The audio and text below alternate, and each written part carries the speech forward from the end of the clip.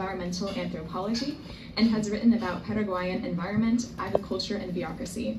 He's joined by Javier Araya, PhD in sociology from UDM and specialist on legal insecurity and the Supreme Court in Chile, and Jonathan Wald, who teaches in engineering and society at Concordia and researches climate change regulation in Brazil. That's good. So is this working now? This mic? You can use I'll use that mic. Yeah. All right. That's for the meeting. Oh. I see that. All right. Okay. So. Let me just. All right.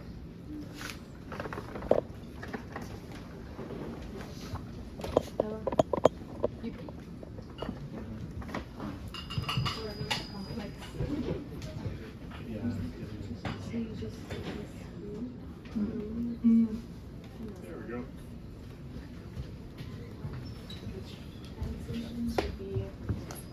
All right, and this is the mic here. Okay. Well, thank you for this invitation.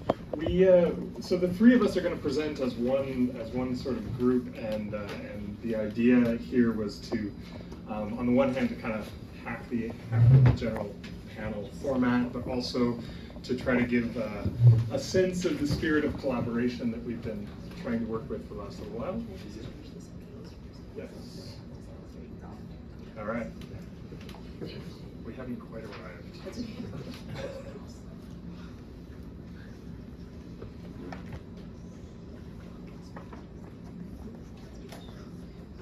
Swedish would be cool. There we go. Yes. All right, and we will be switching back and forth. I'll do English, and then Javier will present in Spanish. And anyways, we're going to mix it up.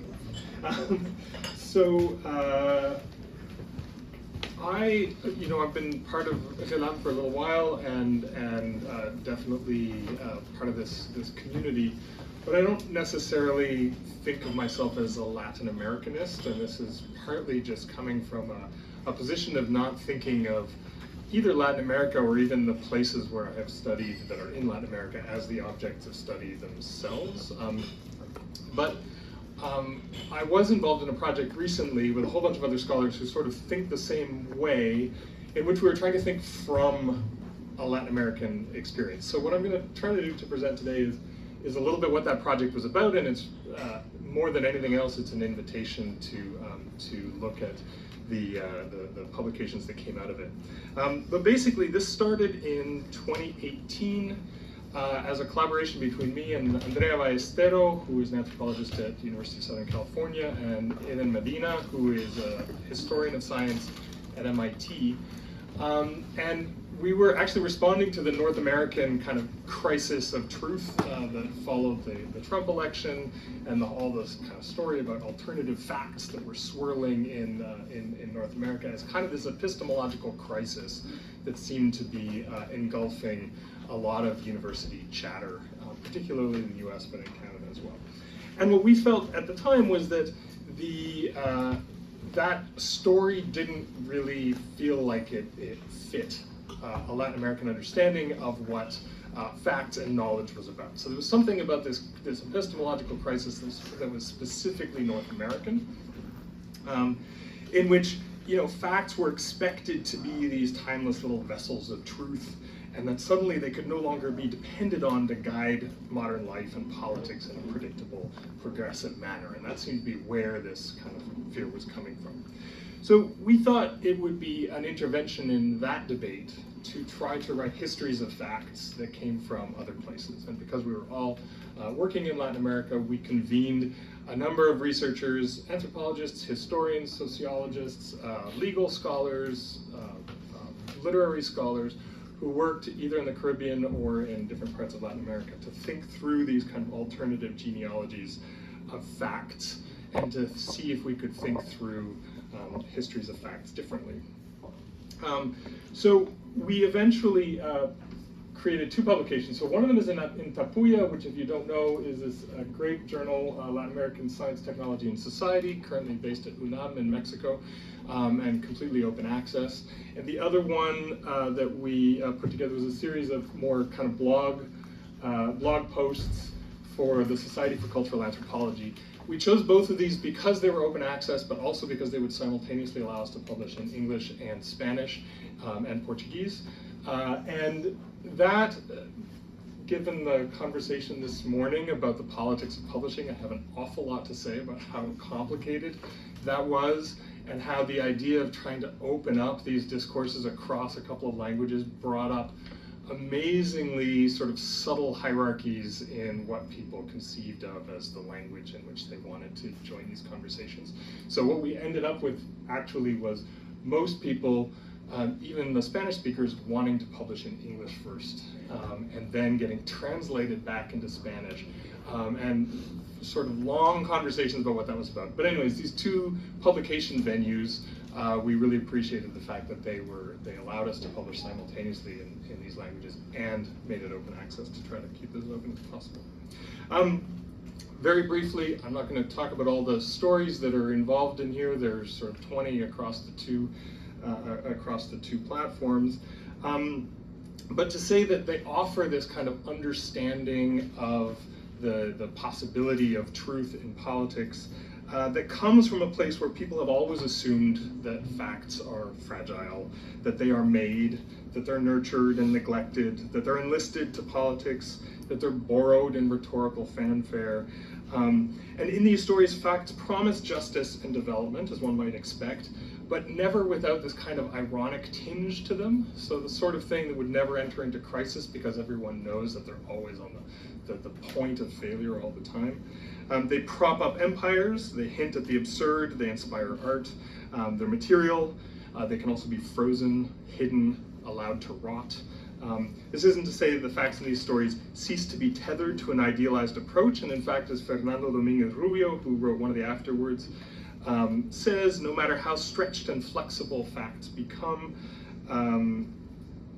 they're continuously shadowed by normative epistemology, sometimes as a horizon of hope, at other times as a colonial shadow. And this was kind of this constant trying to understand the way that people who have been placed on the margins of a kind of normative epistemology understand themselves in a moment where that normative epistemology feels itself to be in crisis, but in a very internal sort of way. So I'll invite you to visit these sites if you want to.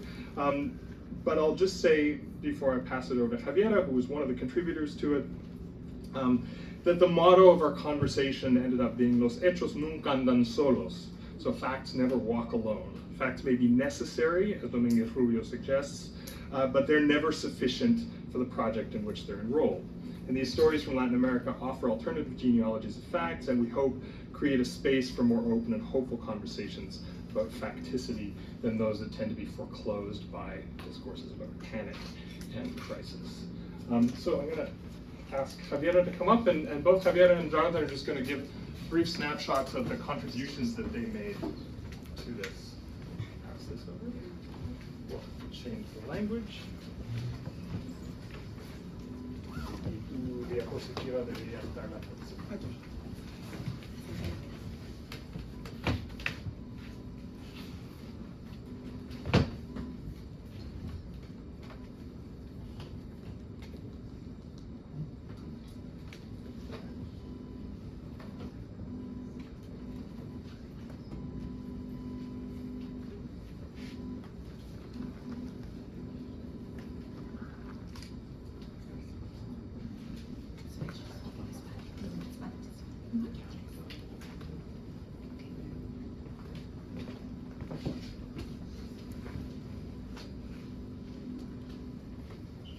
Bueno, la historia que les voy a contar yo en español, que en el texto que está incluido en esta selección de textos que les presentó Kregg y que está en ambos idiomas, es una ilustración de esta fragilidad de los hechos que estuvimos discutiendo cuando estuvimos conversando en este grupo de investigación. Y los voy a llevar a hablar algo muy específico, algo un poco muy pequeñito que han sido una de las características de nuestro proyecto de investigación, que era a través de investigaciones etnográficas ir a seguir controversias que podríamos llamar extremadamente locales, que en ningún momento tratamos de hacer algún tipo de generalización de toda América Latina, sino que ir a mirar cosas muy pequeñitas en distintos países.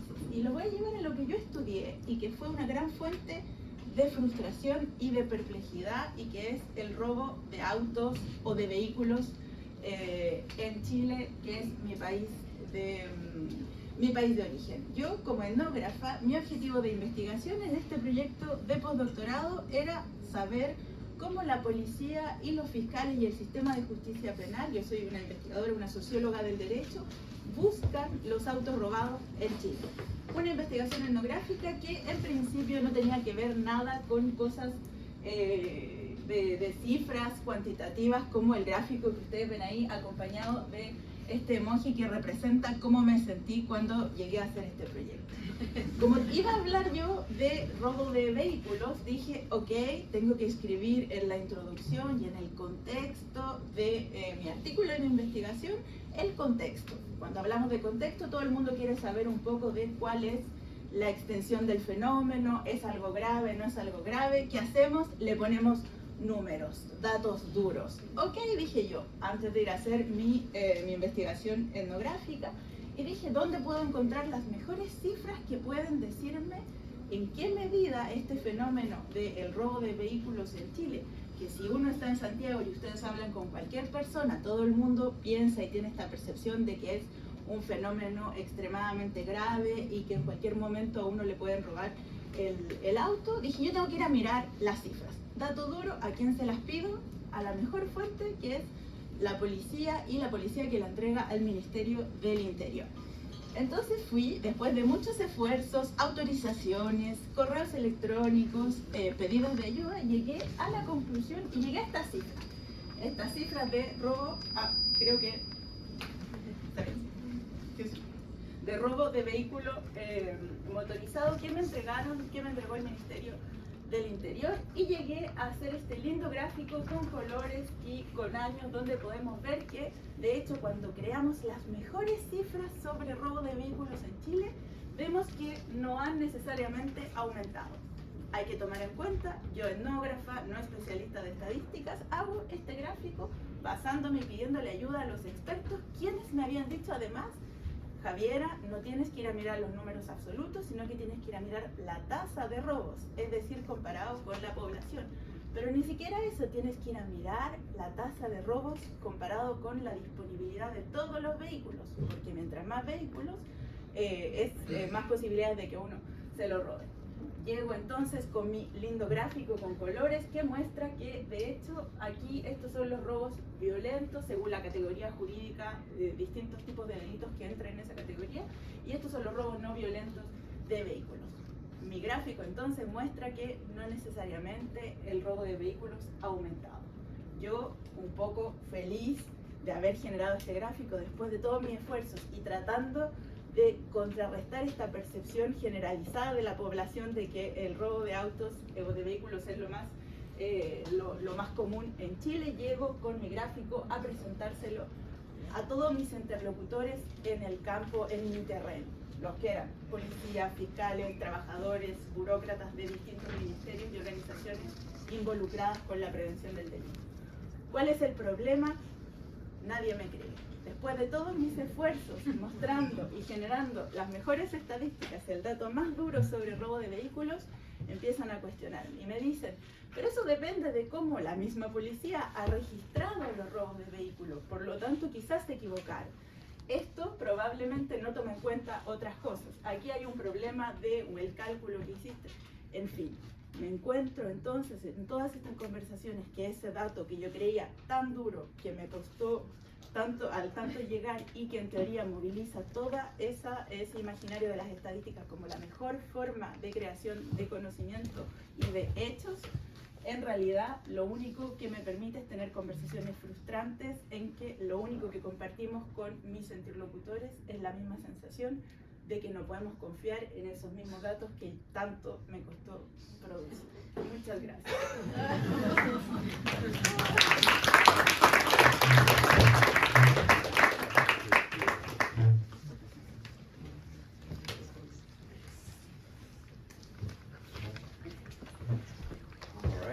thanks everyone for being here. And I'll try to keep this short to make sure we have as much time for the conversation with the other panelists as possible.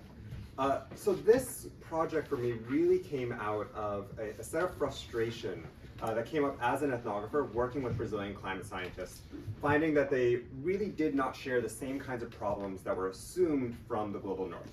We often have this idea that the main barrier to any kind of effective climate action is some version of climate denial. That is, that people don't understand or are trying to lie about the facts about climate change.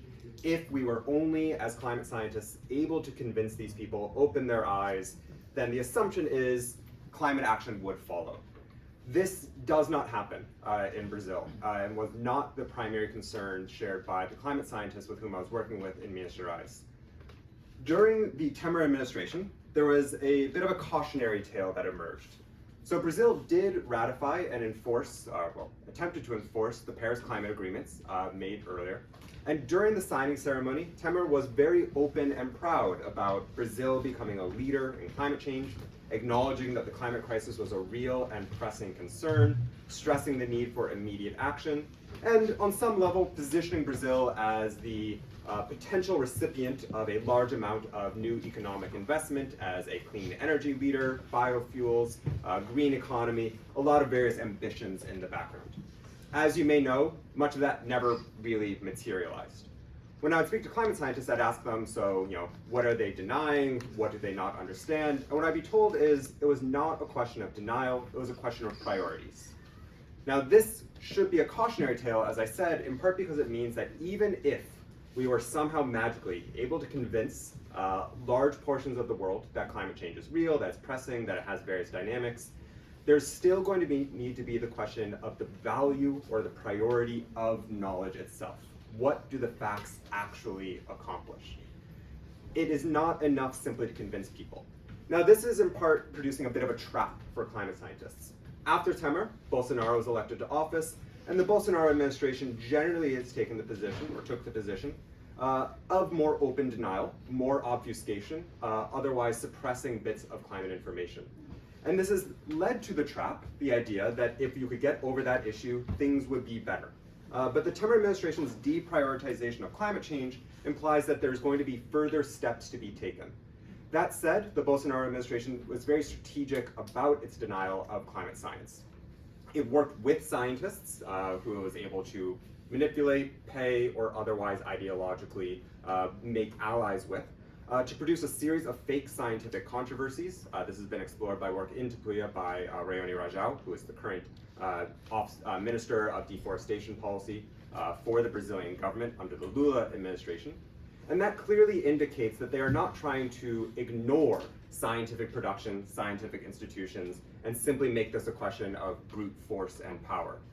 The main lesson to be taken here is that facts are tied up with politics in such a way that they are strategic tools.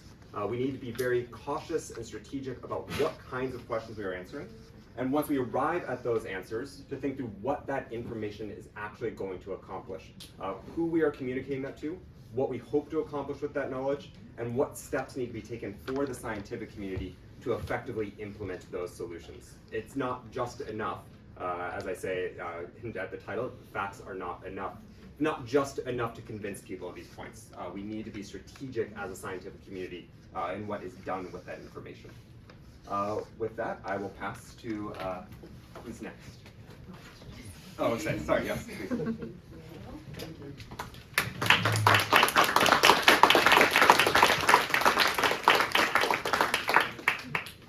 Thank you so much for that presentation.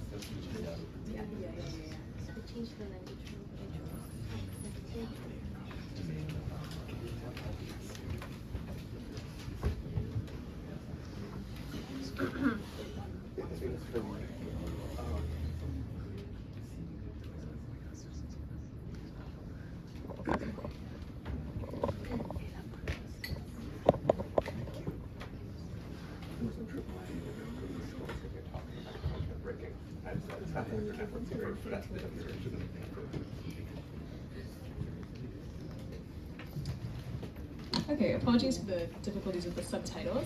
So the next presentation is going to be given by Uma Le Daca Jolicoeur, who is graduating from McGill University with a joint honors degree in anthropology and Latin American and Caribbean studies, where her interdisciplinary research focuses on collecting oral histories of Cold War era Argentina to illuminate the story of one woman who challenged conventional narratives of women's roles in Latin America. Through her work, she explores how art, music, and community building served as forms of resistance, offering a deeper understanding of overlooked perspectives in the region's history. I'll hand it off to you.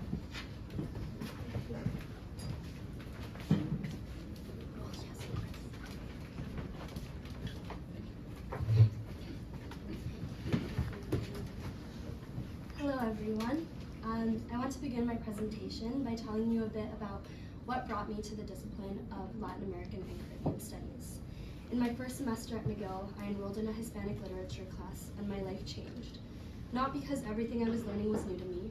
I'm Argentinian, I've spent a lot of time in Latin America, and I feel very connected to my roots, but because I had never been in a space where my academic strengths were just as valuable as my inherited knowledge. This realization was revolutionary for me, leading to a conscious decision to pursue this field. I recognized the need to tell stories that don't fit neatly into popular narratives about Latin Americans. In my second year, I encountered the concept of the feminist hook, which refers to the easily digestible portrayals of Latin American women and movements throughout the Cold War era. Think of Central American female militants or the Madres de la Plaza de Mayo in Argentina. These movements and figures are extremely important, and I do not want to discount them. However, focusing only on the revolutionary militant or the suffering mother leaves the stories of other women untold, stuck between frames that don't fully encapsulate them. The story that I chose to tell is a personal one, but I chose it in order to expand what we consider to be Latin American lives and to dispel the often stereotypical depictions that we see. This brings me to telling you the very, very abridged version of the life of Beatriz Gugu Lesca, my maternal grandmother. So for the purpose of the presentation, I'll be using her nickname and then stage name Gugu, just to make sure there's no confusion. Gugu was born in 1941 in Buenos Aires to middle-class parents who ran a household that defied traditional Argentine family structures. Through interviews with her family and friends, it became clear that while the environment she was raised in was a liberal one, she had been pushing social expectations from a young age. At 9 years old, she went to see the film Joan of Arc at the cinema and was so taken by the story that she took herself to the local hairdresser and ordered them to cut all her hair off. When she came home, her mother was furious. "Why would you do this?" And Gugu insisted, "Because I want to be Joan of Arc." While this might seem like a small act of childhood defiance, these acts soon came to shape her life. By adolescence, she was introduced to the vanguard and the beatnik crowd, a generation of artists and intellectuals characterized by a rejection of mainstream values and a focus on spiritual exploration, artistic expression, and countercultural lifestyles. She learned to play the charango, an Andean instrument, and the guitar, developing a passion for medieval Spanish ballads and folk music.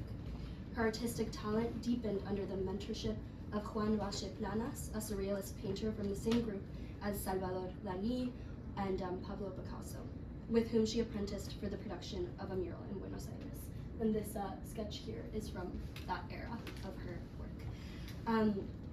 It has to be said that in 20th century Argentina experienced several waves of right-wing military governments who imposed repressive regimes and promoted traditional values. Thus, there was significant risk not just for the political, but also for the unconventional.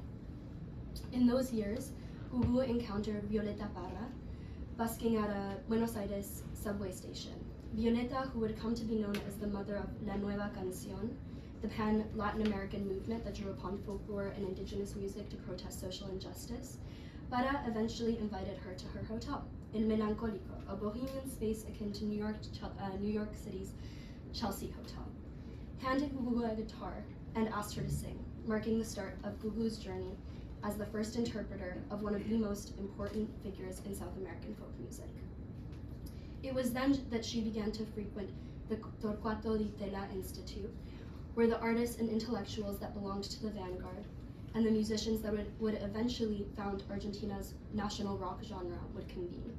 In a 1968 press interview, she recalled, "As I started exploring more, I understood that my whole life had been defined by asphyxiation. Since I was a child, I had intuited that something wasn't working right about this world. In the Di Tella crowd, she found an escape from that. The group was made up of distinct painters, writers, actors, and musicians who would come together often." It was here in the early 60s that her relationship with Carlos Lesca began. Lesca was a painter deeply immersed in the art scene. During their 8-year relationship, they co-owned a graphic design studio, lived in Buenos Aires, and traveled Europe together, attending the Cannes Film Festival in 1969, winning recognition for their publicity work. And that's the photograph on your guys' left. In that same year, Lesca opened Barbaro, also known as Buenos Aires' first pub. Given that Lesca was a prominent figure of the vanguard, the bar quickly became a hub for the same group that frequented the Di Tella Institute to talk art, politics, philosophies, and to drink. The bar still exists in Buenos Aires today. In 1969, less than a year before the Di Tella Institute was shut down by Juan Ongania's dictatorship, Gugu and Podimri Jarvegas and Pájaro Zauri put together Simulacro, a groundbreaking futuristic performance featuring film projections from El Cordobazo, referencing the May 1969 civil uprising in Córdoba against Onganía, and a proto-video wall broadcasting live news images from 5 television screens simultaneously. The event's promotional flyer, which is up there, depicts the participating artists, their faces distorted by pantyhose. Gugu stands in the middle in the second row, the only woman in the program. Here I will add that Gugu was often the only woman in these spaces, and considering this fact, she played quite a prominent role. Gugu's solo performance later that year attracted media.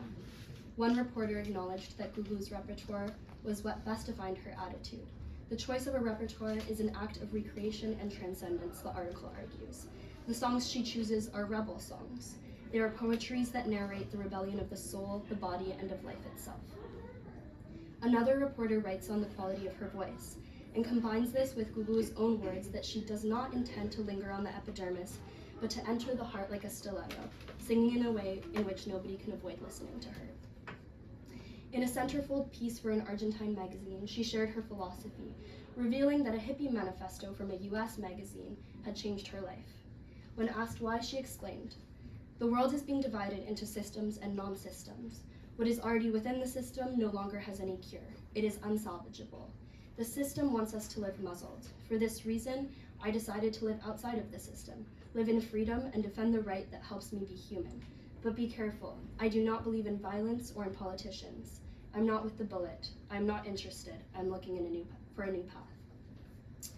In distinguishing herself from the guerrilla movements emerging across Latin America, she confronts the militarized, highly traditional establishment through a different method, through the assertion of a personal revolution.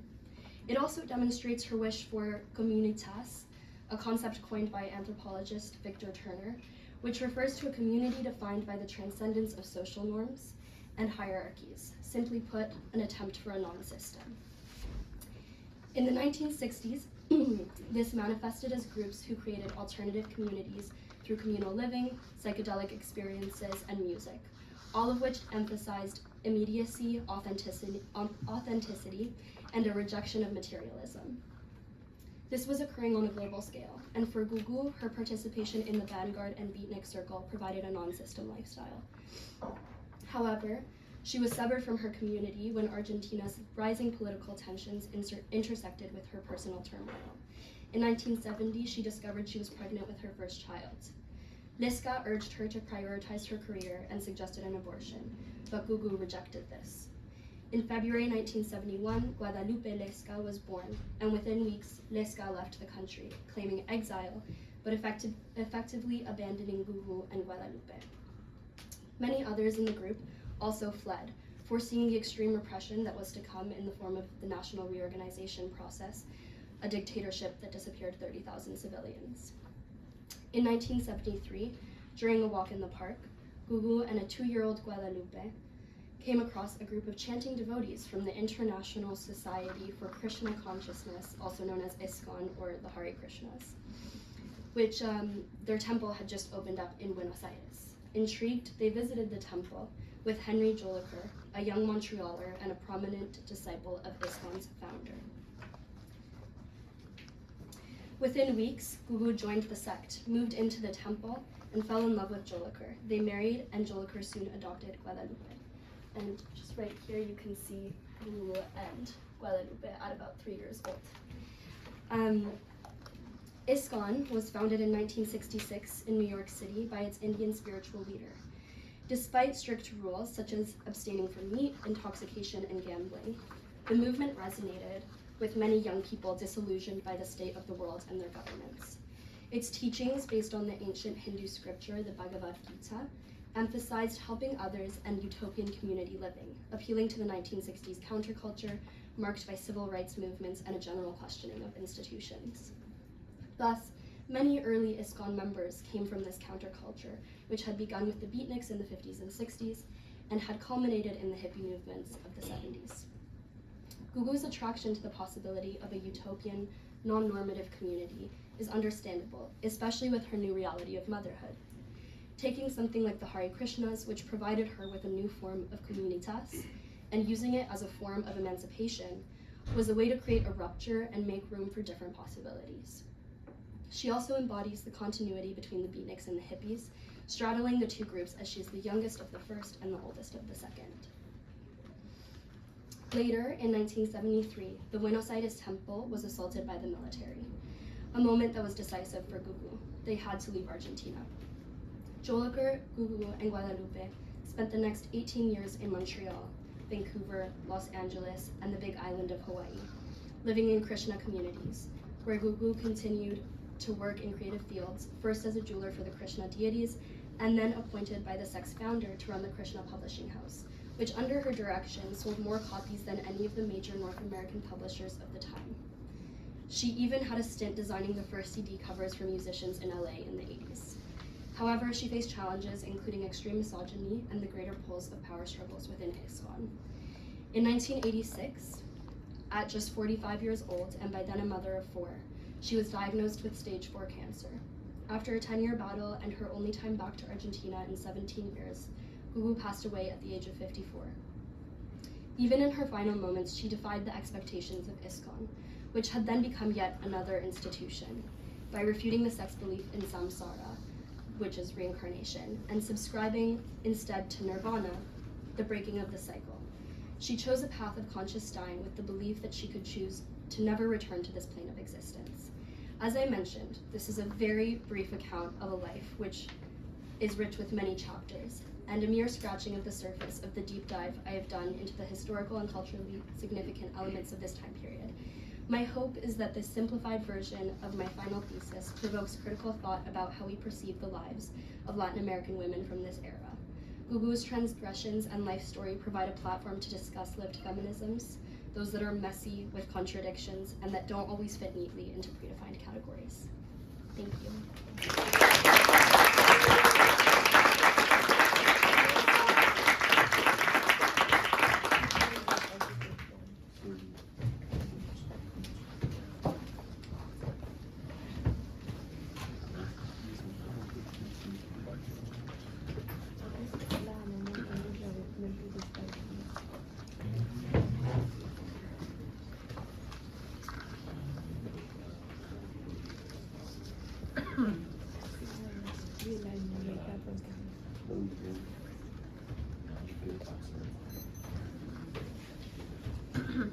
Thank you so much, Uma. Next, I would like to welcome María Díaz, who is a recent graduate of Concordia University's Political Science program and is starting a master's degree in public policy and administration. Her interests are focused on Latin American studies and diplomatic relations.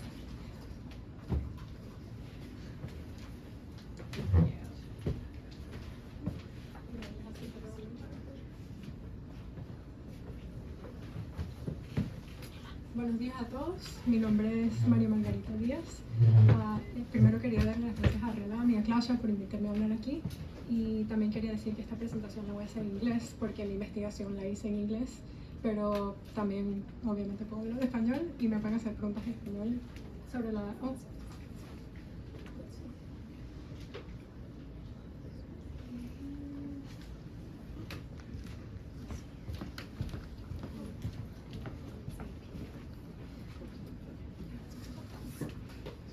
Solamente un momento.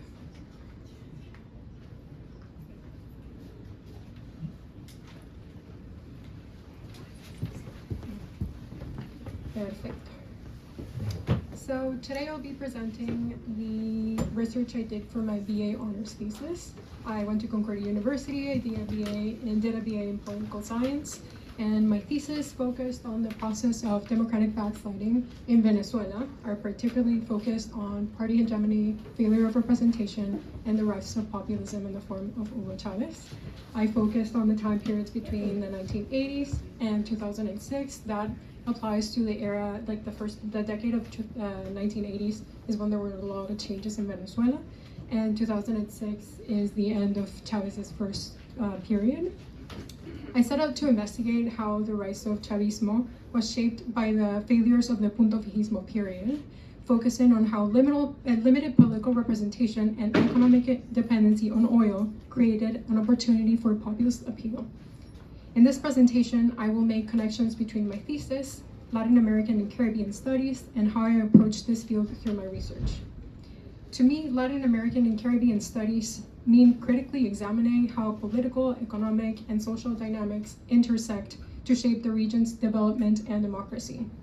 My approach to this field is rooted in understanding how historical patterns of power and exclusion inform contemporary political realities. Additionally, being born and raised in Caracas, Venezuela, I was exposed to a lot of theories as to why a country that was seeming to develop so fast fell into such disrepair in the matter of decades. Thus, it seemed irresponsible to me to study political sciences and not fully understand what had happened to my country and also what me and my family had to leave. So I decided to write a thesis to answer my own questions about the broader patterns of democracy in Venezuela.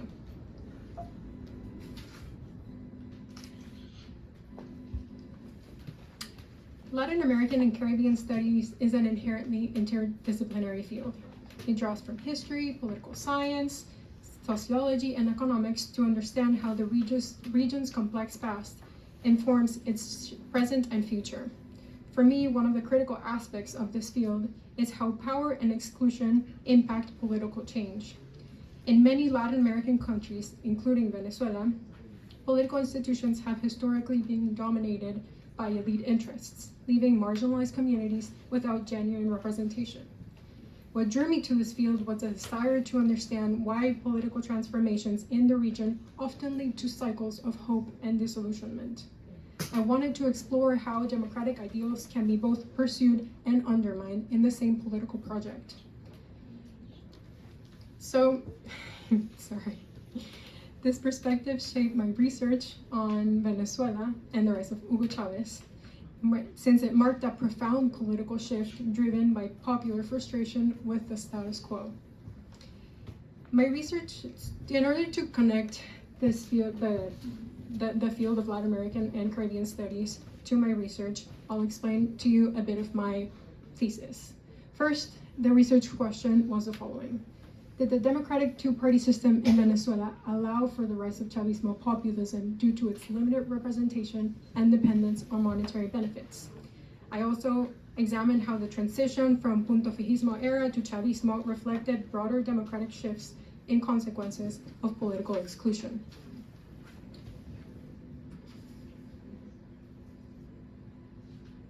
Now for some historical context. Venezuela's political system underwent a significant transformation in 1958 with the signing of the Pact of Punto Fijo, an agreement among major political parties to ensure democratic stability. This pact established a power-sharing agreement primarily between Acción Democrática, or AD, el Comité de Organización Político Electoral Independiente, or COPEI, and the much smaller Unión Republicana Democrática, or URD. The pact produced a two-party system that excluded other political frameworks, in particular the Communist Party of Venezuela and leftist movements. This exclusionary framework stabilized democracy in its early years, but entrenched the elite dominance and limited broader political representation. While Venezuela was celebrated as a democracy success from 1958 through the 1980s, it was characterized by peaceful powers of transfer of power and competitive elections. Still, the system relied heavily on oil revenues to sustain clientelist networks, public sector jobs, and political favors. By the end of the 1980s, declining oil prices triggered economic crises that exposed the fragility of this arrangement. Poverty levels surged, public services deteriorated, and inflation soared, leaving the system in a really bad state of disrepair. Finally, disillusionment with ALDE and COPEI grew, as evidenced by declining voter turnout from 82% in 1988 to 60% in 1993, a significant drop in their combined voter shares in presidential elections from 93% to 1988 to 49% in 1993. These crises led the groundwork for the collapse of the Punto Fijo system and the rise of Hugo Chavez as an anti-establishment leader. To understand this transition, I applied the theories of democratic backsliding, particularly drawing from Nancy Bermeo's work, which argues that democratic decline often precedes overt authoritarianism. Additionally, I considered theories of clientelism and elite ascendant democracy to understand how Venezuela's reliance on oil wealth created networks of patronage that ultimately undermined genuine political representation. I conducted a qualitative analysis of secondary sources, including historical accounts, political analyses, and theoretical frameworks. This helped me trace the continuity between the exclusionary practices of Punto Fijismo and the rise of populist politics under Chavez. My research demonstrates how political frameworks that fail to incorporate diverse voices inevitably face backlash, especially when socioeconomic crises expose their fragility. I divided my main findings into 4 broader categories. First, there's limited representation and exclusion. As I was mentioning, the Punto Fijismo era established a power-sharing agreement between AD, COPEI, and effectively silenced other political voices. Electoral laws favored these two parties by concentrating votes and preventing meaningful competition, leaving leftist movements and marginalized groups excluded from the political system. For instance, union representation was co-opted into the framework of Punto Fijismo, aligning labor movements with party interests rather than empowering grassroots advocacy. This lack of political inclusion led to the alienation among lower classes and leftist constituencies, creating a disconnect between society and the political elite.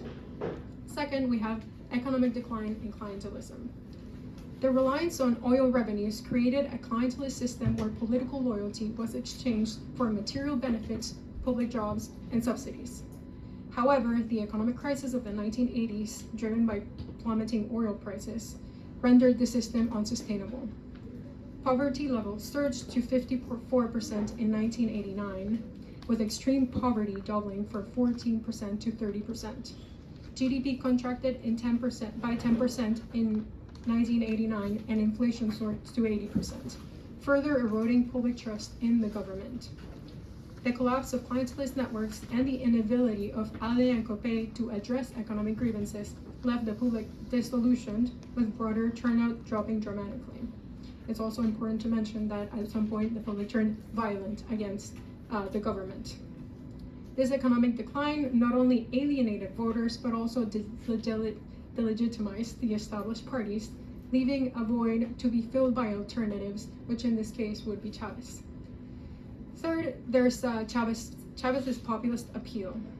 Hugo Chavez emerged as a response from the failures of the Punto Fijo system. His Bolivarian revolution and populist rhetoric targeted the disenfranchised, particularly the urban poor, informal workers, and rural populations, who had been excluded from meaningful representation. Chávez's appeal was rooted in his ability to connect with these groups through a narrative of resistance against corruption, inequality, and imperialism. His rise in the 1998 election, winning 56.45% of the popular vote, reflected the collapse of partisan loyalty and the public's desire for a radical departure from the status quo. Third and last, we have the democratic backsliding under Chávez. While Chávez initially operated within democratic norms, his governance soon reflected traits of democratic backsliding. His reforms concentrated power in the executive branch, with the 1999 Bolivarian Constitution eliminating the Senate and allowing consecutive presidential terms. Chávez governed through executive decrees and used grassroots organizations like the Bolivarian Circles as tools for political control. By weakening institutional checks and opposition, Chávez accelerated Venezuela's transition towards authoritarianism. His control over the national oil industry, PDVSA, which excluded experienced leadership in favor of political loyalists, further centralized power and also destabilized the economy by reducing oil production efficiency. Latin American and Caribbean study offer a framework for critically examining how political and economic structures shape democratic trajectories. My research demonstrates how democratic decline often begins long before the emergence of overtly authoritarian leaders. The trajectory of Venezuela's political system, from the stability of the Punto Fijo system to the rise of Hugo Chávez, demonstrates the fragility of democracies that fail to adapt to societal demands and include all segments of society in political processes. While Chávez capitalized on the failures of the Punto Fijo system, his leadership ultimately exacerbated democratic erosion by concentrating power in the executive, sidelining opposition, and undermining institutional checks. His presidency illustrates how a populist leader can exploit legitimate grievances to consolidate personal power, leading to a further weakening of democratic structures. Studying Venezuela has deepened my understanding of how power and representation intertwine in shaping political change. It also reinforced the importance of addressing social inequalities to safeguard democratic institutions. As populist movements continue to gain momentum around the world, analyzing cases like Venezuela is much more relevant than ever. Muchísimas gracias.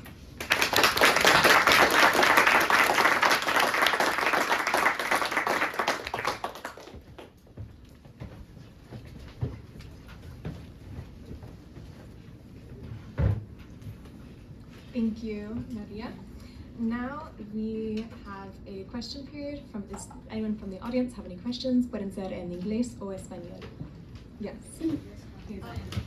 Thank you so much for your lovely, super thought-provoking presentations. And I feel like each of your presentations potentially offers us an opportunity to complicate what we might think of as like the right and the left, whether it's through populism, which seems somewhat the same no matter where it is in the spectrum, or just the life of a person who kind of transited through different circles, or facts and what they mean. So yeah, if anyone wants to comment on that, how maybe your investigation has changed how you see right or left. Sure. So one of the concerns that ran through my work was complicating what we mean by the right. I think it's pretty clear that particularly the Temer administrations and Bolsonaro administrations, who on a superficial level are both right-wing administrations, and it's tempting to just view the Bolsonaro administration as further right. But in terms of their relationship to the scientific community, they are fundamentally different strategies. So whether we're talking about denial, whether we're talking about Temer saying that the environment matters, but it's really about the economy and how exactly the economy is conceptualized, means that it's probably going to be more effective for climate scientists at least, and I would say broader activist communities in general, to think strategically about what are the tactics actually being deployed by these kinds of movements. There's obviously some degree of utility still in being able to make a distinction between general trends, general alliances, whether that is on the right or the left, but to decompose them on some level into a much more granular kind of analysis of what exactly are they doing when they are relating to these big terms like the economy, the environment, the global community, etc. If I may, I think in terms of that question, it's been a lot of like my personal reflection of how I identified back home, how I do here, and realizing coming to age, let's say here in Montreal, I very much like see myself as a leftist person, but it's just very interesting how back home it seemed like the left is so negative because it basically destroyed the country that so many people were so profoundly in love with. So it's definitely like it's interesting how some leaders use use ideals to pursue their personal target or like what they want to do with their leadership, I guess, and then make the left seem so almost demonic, like so negative. And then it made me think a lot when I started studying political sciences and reading things about the left and being like, I very much agree with that. And then not being able to reconcile that with like how my ideals from back home would be like in terms with that. So I think it's just very much like we're very privileged to be in a country with such like fantastic, very like solid institutions, and where you can decide which side you want to be on and not be worried about it destroying your country. But anyway, this is like a lot of babble, personal babble, but yeah, it made me think. Thank you for your question. Oh yeah. I have a bit of a different answer just given the subject of my thesis, but I think one really interesting question that came up was this question of how you perform politics through music and art. And in one of my conversations with Professor Ostrom, who's also has his PhD in Latin American Studies and is from Argentina, the issue of the fact that Gugu was doing folklore and doing rock is quite the conflict politically at this time, because what was dangerous to the institution was rock and roll, because it had a transgressive spirit, an anti-institutional spirit, an anti-government spirit, a spirit of revolution.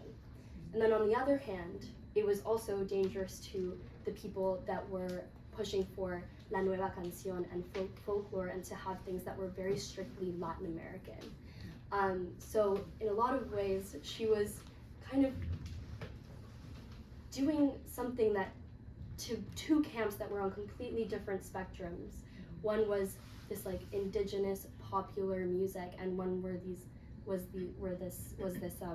militarized institution.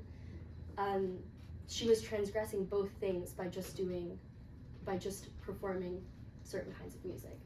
So I think that also speaks to how quickly like a revolution can turn on its head and become the power.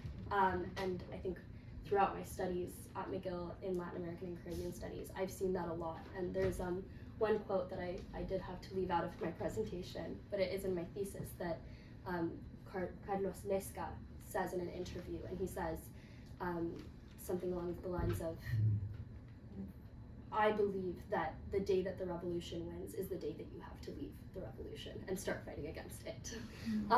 So I don't know, I think there's a lot more gray area than we often might consider. So yeah. Thank you for your comments. Yes. Yeah, I have a question about publishing and publication venues. I would love to hear more about the bi or trilingual open source publishing drama on the one hand, and also for Uma, maybe a bit more of a comment, but I'm curious what you're planning to do with your thesis when you're done, because while there's like a lot more space in academia for microhistories these days, right, following a single person and seeing how their lives intersect with these broader questions and historical movements, you might want to think about a magazine article or something like Maisonneuve, maybe even developing that further into a nonfiction book project that could be for a popular audience, because we've got some really, really good material there. Do you want to start? Thank you for your question. I am very much considering turning this into a book for public consumption. I think that also as an anthropology student, I've seen how powerful a personal story and a personal narrative can be in communicating a larger historical, political, and academic message. And I think it's really important that we make these academic ventures accessible to everyone, because I do think these stories are very important to tell. So thank you for the encouragement. I am definitely planning, I'm graduating in May, so I'm definitely planning on looking at what my options are in that sense. And again, even this was an even shorter version of my thesis, which is only 50 pages, and I had to leave so much out of that product as well. So there's definitely a big story to tell there. Come talk to me after. I'll have some Okay, tips for sounds you. good. Is this on? No, it's not. No, Okay. it's this one. All right. So I was just talking to that for nothing. Yeah. I heard you. Okay. So I think, I've been involved in a lot of more collaborative projects lately, and I find them incredible venues for revealing these institutional kind of hierarchies that one is not always aware of. So in this case, we set out 3 North American scholars funded by the Social Sciences Research Council in the US to try to bring together scholars from across Latin and North America in the idea that we would sort of publish in this multilingual way, but also try to make things as institutionally egalitarian as possible. And we immediately ran into a couple of problems. The SSRC had certain strictures about timelines and so on that ended up being much more difficult for our Latin American colleagues to meet, just because they were under different kinds of institutional pressures than we were in North America. So what had started with a certain kind of balance of scholars actually ended up, through no fault of anyone's or no expectation, a lot of our Latin American colleagues dropped out of the project along the way. That was the first thing. And again, we had sort of funding with timelines that made it hard to kind of remedy that along the way, but it made that really clear. The other thing that shouldn't have taken us by surprise, but did, is that after making sure that we could publish in multiple languages, our colleagues who were working from Latin American institutions unanimously told us that the most important thing about this project for them was being able to publish in an English venue that was going to circulate in North America in this particular way. So that meant, ironically, and it was very interesting work, but it did also mean taking work that was published in a second language or written in a second language by someone, helping to get that to a level of English where it could be published, and then translating it back into the language of the person who had originally written it, paying a professional translator in the US to do that, in order to fulfill what had been our initial ambition around the circulation in a variety of languages. So I'm not actually sure what the lesson of all that was, but it certainly did make us more aware of these tensions that still entirely exist, and that are different depending on the academic context in which one is writing, right? And so it was fine to say we wanted to open it up to this kind of broader academic setting, but that came with it a whole bunch of other sorts of questions about academic credit that we hadn't entirely been anticipating when we set out on it. So I'm not sure we would do it differently next time. We definitely were very happy to support Tapuya and Cultural Anthropology, which is a very American institution, but has decided that it's going to do this publishing in multiple languages. That we wanted to support that and sort of help that infrastructure, but it did come with these sorts of this weird view of the kind of background of all of these things. Thank you. Do we have another question from the audience? Yes. Por el caso venezolano, no soy experto, obviamente, pero tengo varios amigos acá venezolanos y siempre hay discusiones. Trato de no meterme porque eso es problemático, pero como estamos en un ambiente más académico, me animo. Si yo entendí bien, la conclusión en general es cómo incluir o deberíamos incluir a todos los segmentos de la sociedad para construir una sociedad, un país más inclusivo, etc. Pero antes de ir finalmente a la pregunta, si no recuerdo mal de la historia, cuando Chile estaba en el proceso de la dictadura, los Estados Unidos tenían una gran injerencia. El asesor, el director de la CIA, el gobierno de los Estados Unidos, crearon una estrategia para facilitar la entrada de la dictadura. Estos mismos asesores, hace algunos años, uno de ellos, no recuerdo el nombre porque no pensaba venir preparado para eso,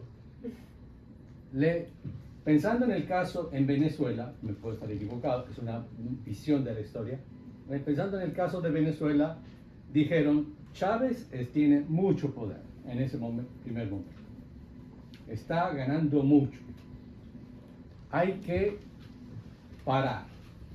¿Cómo vamos a parar? La orden de Estados Unidos era, hay que estrangular la economía, hay que quitarle la base a Chávez a través de decir, mira cómo estamos de mal. Ahora, la pregunta es, ¿cómo llegar a la conclusión, hacer efectiva, pensar la conclusión que tú planteas, sin tener en cuenta la injerencia de un actor tan importante como los Estados Unidos? Es una pregunta válida, definitivamente eso no es una parte que incluí en mi tesis porque límites de espacio y tiempo y todo, pero eso es algo que obviamente hacía una diferencia gigante y haría, o sea, yo me imagino que la influencia de los Estados Unidos pudo haber causado una diferencia en el resultado, pero mi interés era saber qué estaba pasando interiormente, o sea, qué estaba pasando en el interior de Venezuela y sobre todo qué había pasado con los partidos políticos de antes de Chávez. Yo creo que también esas preguntas que yo me estaba haciendo y ese final al que quería llegar era por mi curiosidad personal. O sea, yo nací en el 2000, 2 años después de que Chávez lo eligieron. Crecí toda mi vida hasta el 2018 bajo el gobierno de Chávez y después de Maduro. Entonces, era más simplemente saber qué pasó en Venezuela en el interior, para saber qué estaba pasando con los partidos anteriores que tuvieron muchísima influencia en los Estados Unidos también. Entonces, creo que para mí esta tesis, este proyecto de investigación fue la parte 1 de mi conocimiento general de qué pasó en Venezuela y por qué estamos donde estamos. Pero en mi parte 2, capaz en mi tesis de mi máster, esa es una parte que fácilmente podría incluir porque me imagino que hay tantas fuentes y tantos estudios en lo que habrá pasado, sobre todo con lo que mencionas de la economía. Me imagino, o sea, eso fue una parte muy, muy influencial con todo lo del Chicago School of Economics. Muchas de las personas que estaban advising el punto fijismo fueron personas que estudiaron en eso. Entonces también es la idea de incluir todo lo que es la influencia neoliberal en Venezuela y cómo el gobierno punto fijista no pudo responder a los problemas que trajo básicamente el neoliberalismo y cómo la reacción fue como totalmente, o sea, y romper todo lo que estaba pasando en Venezuela para resolver el problema y cambiarlo, o sea, ir en un 180 cambio a lo que es el socialismo de Chávez. Así que definitivamente tomaré eso en cuenta para la parte 2 de mi tesis. Gracias. Great, thank you so much for sharing your thoughts on that question. Do we have any other questions from the audience? Yes. Yes, thank you for your insights, and I think one of the points that draws the presentations together is the question of subjectivity. So how do we address subjective perceptions in doing social science. And I think you address it from both points of view, so the subjectiveness of the people we're studying, and so how facts are perceived by others, but also how do we perceive facts ourselves. So could you elaborate a bit more on that? So an open question for all. I mean, I could definitely say that was an obstacle at the beginning of my research. To me, like at the beginning of my BA, I had come into political sciences with the perception that Hugo Chavez destroyed my life. And so it was very interesting to me to like start investigating all the problem, and then realize that it's so much more than that, and that people like to believe things when it's not convenient for them, but it serves their narrative. So in the process of writing my thesis, I realized that like there is obviously right and wrong, but there's so much more behind those stories that you hear, and that you have to realize that mostly everybody is at fault, and things are in the way they are because so many things happen for it to result in that.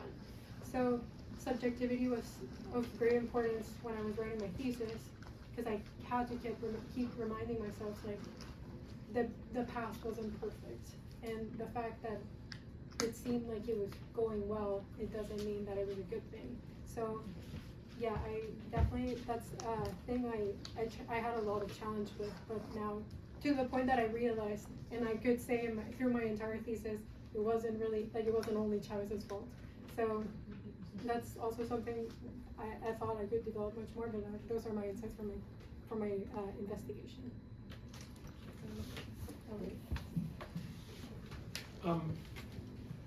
I think I'll just reframe your question slightly.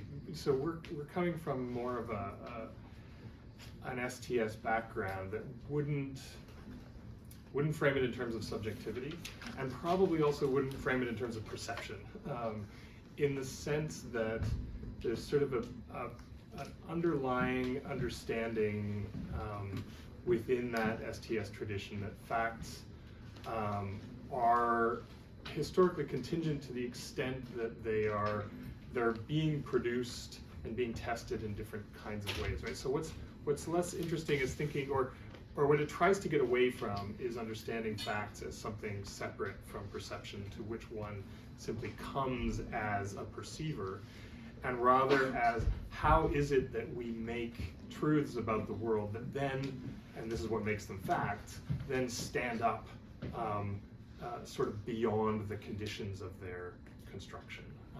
So if one assumes that a fact is that, as opposed to some eternal truth outside of perception to which one comes with different perspectives, then a fact can be more or less fragile, it can be more or less contested, it can have more or less a larger or smaller network within which it operates and within which it has efficacy of different sorts. And I think it's a very sort of Anglo-American kind of thing to imagine that the facts are these extremely solid things which one could then rely on to deal with the fickleness of something like politics, right? That if we could just sort of get rid of the politics and just come back to the facts, everything would be okay. And I think we all worked in contexts in which, you know, you have science that is limited by infrastructural and financial issues, or you have places in which the contest over what is true has always just been such a deeply agonistic kind of situation that it's much harder to fall into the myth of the fact as something hard to which one can then fall back. Which is again to say this is not an entirely different way of seeing the world. It's just a matter of degree in which one is less prone to being taken by that mythology of the hard fact. And so, so I think that's all we wanted to do, was to say, if this current moment, if people are sort of worrying about facticity, and what can we do by looking at places where facticity's contingency is much more on the surface of daily life than it is in certain other places. I hope that. So I can very briefly speak to this in terms of what my research process was, because I'll start by saying I never met my grandmother. And so the reconstruction of this story was not purely, there was some archival elements, but a lot of it was interviewing her family, her friends, figures that had witnessed her life. And a lot of what came out there is how they experienced her and her presence and her impact on their own lives. And I think that at first I struggled with that because it's hard to know, and I was left with a lot of questions. But throughout the writing process, something that I had to learn to accept was to have a question and to not be entirely sure of one thing or another. And I think that those questions are very valuable to us because they leave space to imagine and to impose your own, or to challenge your own assumptions and thoughts. And as was said earlier, the idea of some ultimate truth is very grounded in a Western epistemology, I'll say. I also think that the way that people remember things is very interesting and important here. For example, during my interviews, I would find people talking about the same events and having, while the result may have been the same, for example, Leska leaving, his eldest daughter from a previous marriage understood it as an exile, while my own mother understood it as an abandonment. So yeah, within those gaps of information where you can't confirm the ultimate reality, I think that there's a lot of space for, I don't know, for a greater investigation into one's like own perspective and own, like, I don't know how to say, like, prejuicios, prejudices. So yeah. Just to add a small comment about the idea of subjectivity and objectivity, I think that, and maybe making some connections with the panel before us, maybe there is an invitation to just get rid of those categories like right and left, or even Latin America. We were joking saying, like, for us, working on Latin America was kind of an excuse to talk about our different fieldworks and compare them and learn more, rather than trying to establish some one truth about this region that would be called Latin America, which is not to say that everything could be said about anything, like Donald Trump on Twitter. Like, it's not about everything could be true, but there is something about the process. And in our stories in the blog, we really emphasize on this idea of perplexity, fragility, and relation. What are we seeing in our relationships with people we are studying or with whom we are creating some knowledge, and that's the kind of work you have been doing too. So maybe let's not be afraid of just getting rid of some categories and try to create others in our work. Thank you for those wonderful insights on the field in general. Do we have any other questions from the audience? Or if not, I was wondering if we could tie this kind of directly to the panel's theme of Latin America at a crossroads, because in all of your presentations, we have seen and learned more about the many different crossroads of the past, but also of today, and how those are connected. The crossroads between languages, between Western and non-Western ideas, between authoritarianism and democracy, political and personal. And so I was wondering if you could speak a bit about these crossroads and how your research has informed your perception of them and where we go from there, like how the field can approach these very complicated issues and divisions. That one's for you. I can start. Thanks. Now with an actual microphone. As Javier put it, for a lot of us, this was an excuse to talk about topics. And I'll say, in terms of this question of Crossroads, that's very much how I ended up working in Brazil.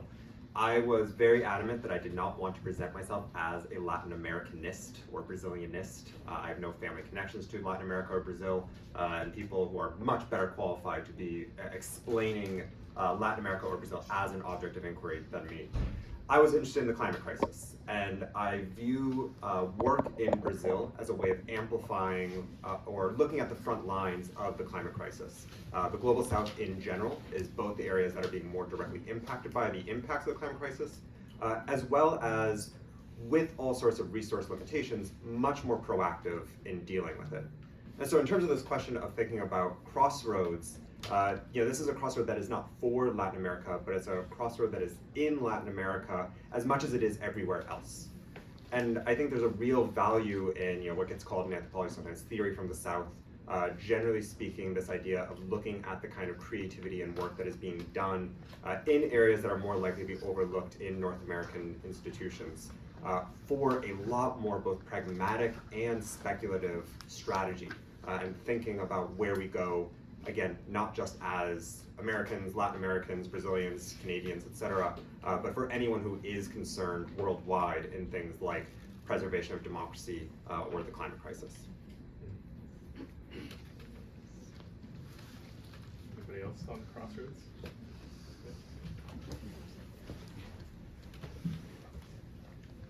Okay, so I think that what came up for a lot for me, not just during this research and my time as an honors student, but also just in my time at McGill as a Latin American and Caribbean Studies student. And a question that comes up a lot in a lot of our courses and discussions is, what can we define as Latin America? Because of course, it says it right there in the title, the Caribbean is included. There is a lot of shared experiences, even when there's not always a shared language. And then you also have to account for the massive diaspora of Latin Americans all throughout the world. And so I've had professors argue that Latin America exists everywhere. And I think that in my project too, half of my thesis is talking about a religious sect that has its origins in India, that was mediated through the West, brought to Latin America, and then I'm talking about the United States all over again and Canada all over again, because that's where she ended up living a large part of her life, nearly half of it. And so I think, as was brought up earlier too, it's helpful in these moments to get rid of what we might traditionally define as Latin America and Latin American studies. Because it is such an interdisciplinary field, I feel like we have the opportunity as researchers and as academics and learners in this field to really bring in what we most deeply care about and what we feel most deeply connected to. And as you were saying just now, your priority was climate change. And I think that also brings up a really important thing for me in terms of just how heavy the world can seem when you're not able to just focus on one thing. And I think that it also speaks to us all taking a stab at what we believe to be important and beneficial in this field, not just for Latin America as a region, but for Latin America as a concept in the public and transnational imagination. So yeah, I don't know if that answers your question completely, but that's definitely what came up for me during this whole process from beginning to end. Thank you. I think if there's anything we can take away, it's that there really is no answer to that question. Can I put some last thing in there? Yes, of course, yeah. I do think, this came up a little bit earlier as well, but I do think there's something about how the idea of Latin America invites a certain kind of relativism that certainly we've been kind of resisting here to say that there's something specifically different. But I also think it does speak to the cultural moment, sort of the global moment as well, in the sense that there was during the first Trump administration, there were all these comparisons of Trump to Latin American politicians. And in some ways that was taken to be this kind of denigration of a Latin American political tradition. And I'm sure that was the idea a lot of the time of those comments. But the other way of reading that was also really interesting, which is to say that in the US, a certain kind of veil of exceptionalism was falling away. And I think that right now feels like exactly what's happening. So on the one hand, you have this kind of exceptionalism of US power falling away, at the same time as a lot of the institutions, like USAID, that have been sort of these soft vehicles for maintaining that comparison, with the exception of the US as the sort of liberal paragon in comparison to the global South, is being taken apart for reasons that I may not like or agree with, and with consequences that are scary for a lot of people that we know. But if there's a moment to think with and to think the region differently, I think part of it is also that there's this falling away of that difference that should be an opportunity for thinking through how Latin America stops being this regional other to North America and starts assuming some other importance. Thinking on my feet, but that's what I'm saying. Thank you, and that's a very relevant place to end our conversation. Now, I'd like to have you all join me in thanking our panelists here for such a fascinating discussion. Thank you all for your insights.